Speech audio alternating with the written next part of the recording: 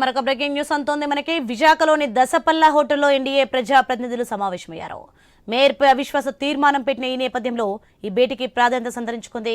ఈ సమావేశంలో టీడీపీ రాష్ట్ర అధ్యక్షుడు పల్లా శ్రీనివాస్, విశాఖ ఎంపీ భరత్, ఎమ్మెల్యేలు Velagapudi Ramakrishnababu, Vishnukumar Raju, Konathala Ramakrishna, Vamsikrishna Srinivas, Ganta Srinivasarao, Ganababu, Panchakarla Ramesh Babu, MLC Vepada Chiranjeevi, VMRDA chairman MV Pranav Gopal, పలువురు అధికారులు పాల్గొన్నారు. అయితే జీవీఎంసీ మేయర్ చేజిక్కించుకోవడం కోసం జరిగే ఎన్నికపై చర్చ జరిగింది.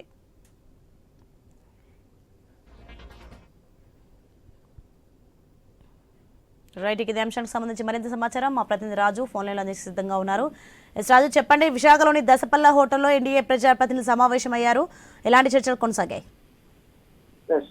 ఏదైతే గత కొద్ది రోజులుగా కూడా విశాఖలో చోటు చేసుకున్న రాజకీయ పరిణామాల నేపథ్యంలో ఈ నెల 19 నిర్వహించేటువంటి జీవీఎంసీ మేయర్ బల పరీక్ష సమావేశానికి సంబంధించి కూడా ఒకవైపు వైఎస్ఆర్ కాంగ్రెస్ పార్టీ, మరోవైపు ఎన్డీఏ కూటమి నేతలు అయితే మల్లగొల్లాలు పడుతున్న పరిస్థితి ఉంది. ఇప్పటికే కార్పొరేటర్లను అయితే క్యాంపు రాజకీయాల ద్వారా విదేశాలకు పంపించినటువంటి నేతలు ఎవరైతే ఉన్నారో అందులో వాళ్ళ ఆ ప్రణాళికల్లో భాగంగా నిన్న తాజాగా కూడా ఒక వైఎస్ఆర్ కాంగ్రెస్ పార్టీ కార్పొరేటర్ అయితే కూటమిలోనికి లాక్కోరే ప్రయత్నంలో విజయం సాధించారు.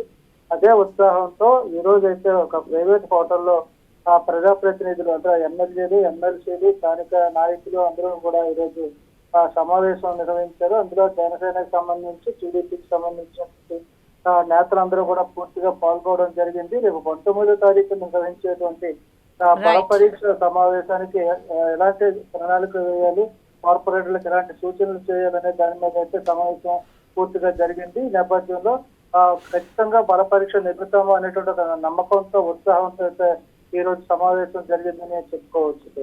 Right, thank you Raju.